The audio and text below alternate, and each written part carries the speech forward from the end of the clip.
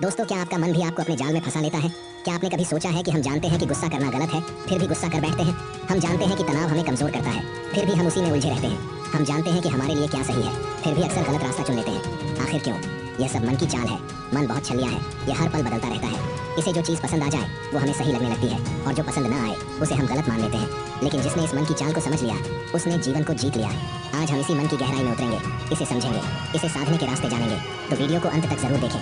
और दोस्तों, इस वीडियो को शुरू करने से पहले कमेंट में अपने सच्चे मन से हर हर महादेव जरूर लिखें, और इस दिव्य यात्रा को आगे बढ़ाने के लिए वीडियो लाइक करें। अब हम चलते हैं इस यात्रा में गहराई से उतरने। मन की सबसे बड़ी चाल, इच्छाओं का खेल। दोस्तों, क्या कभी ऐसा हुआ है कि आप बस 5 मिनट के लिए मोबाइल देखने बैठे थे और अचानक 1 घंटा बीत गया? या फिर आपने सोचा था कि बस एक टुकड़ा मिठाई खाएंगे, लेकिन पूरी प्लेट साफ कर दी? यह मन की चाल है। मन बार बार इच्छाओं को जन्म देता है।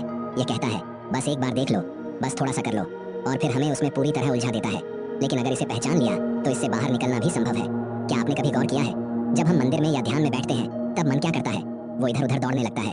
घर की बातें, ऑफिस की टेंशन, बीते हुए लम्हे, आने वाली परेशानियां, सब एक साथ सामने आने लगते हैं। क्यों? क्योंकि मन का स्वभाव ही ऐसा है। यह बाहर भागता है, अंदर नहीं जाना चाहता। जब कोई बच्चा खिलौने की जिद करता है तो क्या वह उस खिलौने को हमेशा के लिए चाहता है? नहीं, बस कुछ ही दिनों में उसकी रुचि बदल जाती है। ऐसे ही हमारा मन भी नए नए खिलौनों के पीछे भागता रहता है। कभी धन, कभी सम्मान, कभी प्रेम, तो कभी भोग विलास। क्योंकि इंद्रियों से विषयों का संग होता है, संग से इच्छा उत्पन्न होती है, इच्छा से क्रोध उत्पन्न होता है, और क्रोध से विवेक नष्ट हो जाता है। यानी इच्छा ही मन की असली जड़ है। जब हम किसी चीज को पाने की इच्छा करते हैं और वह नहीं मिलती तो हम परेशान हो जाते हैं। संत कबीर कहते हैं, माया मरी न मन मरा, मर मर गए शरीर, आशा तृष्णा न मरी, कह गए दास कबीर। यानी हम शरीर छोड़ सकते हैं लेकिन इच्छाएं नहीं छोड़ते, और जब तक इच्छाएं हैं तब तक मन हमें भटकाता रहेगा। यह मन अत्यंत चंचल, बलवान और हठी है। इसे वश में करना वायु को रोकने जितना कठिन है। यही कारण है कि जब हम कोई नई आदत डालना चाहते हैं तब मन उसे तुरंत स्वीकार नहीं करता। योग, ध्यान, नियम सब कठिन लगते हैं, लेकिन जब बात मौज मस्ती की हो तो बिना रुके चल पड़ते हैं। संत रामकृष्ण परमहंस कहते थे, मन को कच्चे धागे से बहते पानी में बांध दो तो वह बह जाएगा, लेकिन जब इसे प्रेम और भक्ति के मजबूत धागे से बांधोगे तो यह प्रभु में ही रम जाएगा।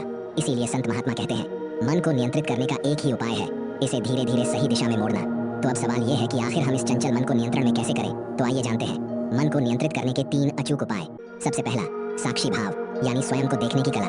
क्या आपने कभी यह अनुभव किया है कि आप किसी स्थिति में उलझे हुए हैं, लेकिन अगर थोड़ी दूरी से देखें तो सब कुछ साफ साफ समझ आता है? मान लीजिए आप किसी झगड़े में हैं, गुस्सा आ रहा है, मन भारी हो रहा है, लेकिन उसी पल अगर आप खुद को थोड़ा अलग कर लें और सोचें, क्या यह झगड़ा इतना जरूरी है, तो आपकी प्रतिक्रिया बदल सकती है। जब आप अपने मन, विचारों और भावनाओं को जैसा है वैसा देख पाते हैं बिना किसी प्रतिक्रिया के, तब आप सच में जागरूक होते हैं। यही अध्यात्म की सबसे गहरी सीखों में से एक है। साक्षी भाव का अर्थ है हर चीज को देखने वाला बन जाना, लेकिन उसमें उलझे बिना। आप सोचिए, जब आप कोई फिल्म देखते हैं तो आप उसमें खो जाते हैं, लेकिन कभी कभी आप यह भी जानते हैं कि यह सिर्फ एक फिल्म है। अगर किसी सीन में दर्द दिखाया जाए तो आपकी आंखों में आंसू आ सकते हैं, लेकिन कहीं ना कहीं आपको पता होता है कि यह असली नहीं है। अगर हम जीवन को भी इसी तरह देख सकें कि यह एक लीला है, एक नाटक है, और हम इसके केवल दर्शक हैं, तो हमारे दुख और परेशानियां खत्म होने लगती हैं। श्रीमद् भगवद गीता में भगवान कृष्ण अर्जुन से कहते हैं, प्रकृतेः क्रियमाणानि गुणैः कर्माणि सर्वशः अहंकार विमूढ़ात्मा कर्ता हमिति मन्यते। यह प्रकृति के गुण ही सब कार्य कर रहे हैं, लेकिन अहंकार से भ्रमित जीव सोचता है कि मैं ही यह सब कर रहा हूँ। यानी सब कुछ हो रहा है, लेकिन हम भ्रम में हैं कि हम इसे कर रहे हैं। मान लीजिए एक नदी है, नदी में पानी बहता रहता है। अगर आप नदी में कूद कर बहने लगे तो आप धारा के नियंत्रण में आ जाते हैं, लेकिन अगर आप किनारे पर खड़े होकर देखते हैं तो आप समझ सकते हैं कि पानी कैसे बह रहा है, कहाँ मुड़ रहा है और कहाँ रुक रहा है। अब इसे अपने जीवन पर लागू करें। हमारा मन एक नदी की तरह है जिसमें विचारों और भावनाओं की धारा बह रही है। अगर आप उसमें बहने लगते हैं तो कभी गुस्सा, कभी दुख, कभी चिंता आपको अपने साथ बहा ले जाएगी। लेकिन अगर आप साक्षी बनकर किनारे पर खड़े हो जाएं, मतलब बस विचारों को देखें, उनसे जुड़े नहीं, तो आपको समझ में आएगा कि यह केवल मन का खेल है। संत श्री रामकृष्ण परमहंस कहते थे, मन एक बंदर की तरह है, अगर इसे खुला छोड़ दिया जाए तो यह इधर उधर कूदता रहेगा, लेकिन अगर इसे देखकर मुस्कुरा दिया जाए तो यह शांत होने लगता है। साक्षी भाव का यही रहस्य है, बस देखना बिना प्रतिक्रिया के। अगर इस सत्य को पहचान लिया तो साक्षी भाव स्वाभाविक रूप से आ जाएगा। दूसरा है संत समागम और हरि कथा, आत्मा को जागृत करने का दिव्य मार्ग। क्या आपने कभी सोचा है कि जब किसी संत के सानिध्य में बैठते हैं या हरि कथा सुनते हैं तो मन क्यों शांत होने लगता है? क्यों लगता है कि यह वाणी सीधा हमारे हृदय में प्रवेश कर रही है? क्योंकि यह केवल शब्द नहीं होते, बल्कि सत्य की तरंगें होती हैं जो हमारी आत्मा को स्पर्श करती हैं। संत समागम हरि कथा तुलसी दुर्लभ दोय, अर्थात संतों का संग और हरि कथा ये दोनों अत्यंत दुर्लभ है। इनका लाभ यदि मिल जाए तो सारे संशय दूर हो जाते हैं और जीवन में सब कुछ शुभ होने लगता है। अगर जीवन में सच्ची शांति और आनंद चाहिए तो संत समागम और हरि कथा से जुड़ना ही सबसे श्रेष्ठ मार्ग है। संत वे होते हैं जो स्वयं सत्य को पा चुके हैं और दूसरों को भी उसी मार्ग पर ले जाते हैं।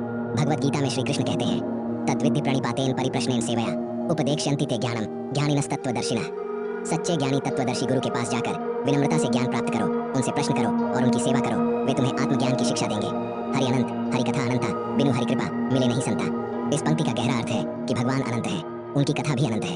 हम चाहे जितना भी सुने, जितना भी समझें, फिर भी भगवान की महिमा का कोई अंत नहीं है। लेकिन सबसे महत्वपूर्ण बात जो तुलसीदास जी यहाँ कह रहे हैं वह यह है कि बिना भगवान की कृपा के संतों का संग नहीं मिलता। यानी अगर किसी को सच्चे संतों का सानिध्य प्राप्त हो रहा है तो यह समझ लेना चाहिए कि भगवान की विशेष कृपा उस व्यक्ति पर हुई है। क्योंकि संत केवल हमें बाहरी ज्ञान नहीं देते, बल्कि हमारे भीतर सोई हुई चेतना को जागृत करते हैं। वे हमें बताते हैं कि यह संसार केवल क्षणिक है, असली आनंद आत्मा के अनुभव में है। हरि कथा यानी भगवान की महिमा, उनके लीलाओं और दिव्य उपदेशों का श्रवण। जब हम हरि कथा सुनते हैं तो हमारा मन धीरे धीरे पवित्र होने लगता है। कलौ नास्ति एव नास्ति एव नास्ति एव गति अन्यथा। हरिनाम हरिनाम हरिनाम केवलम, अर्थात कलयुग में मुक्ति का और कोई मार्ग नहीं, केवल हरिनाम संकीर्तन ही उद्धार कर सकता है। हम भाग्यशाली हैं कि हमें संतों का सानिध्य और हरि कथा सुनने का अवसर मिल रहा है, तो इसे कभी भी व्यर्थ नहीं जाने देना चाहिए। हर दिन कुछ समय संतों की वाणी और भगवत कथा में लगाएं, ताकि जीवन में सच्चा आनंद और शांति प्राप्त हो सके। कलयुग केवल नाम आधारा, सुमिर सुमिर नर उतर ही पारा। अर्थात कलयुग में भगवान के नाम का स्मरण ही मात्र सहारा है। जो इसे जपता है वह भवसागर पार कर जाता है। बहुत बार ऐसा होता है कि मन नाम जप करने का मन ही नहीं करता, बैठते ही विचार आते हैं, अभी नहीं बाद में करेंगे, क्या फायदा, मन नहीं लग रहा, बस 1 मिनट और मोबाइल देख लूं। लेकिन यही तो मन की चालाकी है। मन कभी भी स्वयं नहीं रुकेगा, हमें इसे रोकना पड़ेगा। और इसका सबसे सुंदर तरीका है विचारों को देखते रहना, महसूस करना।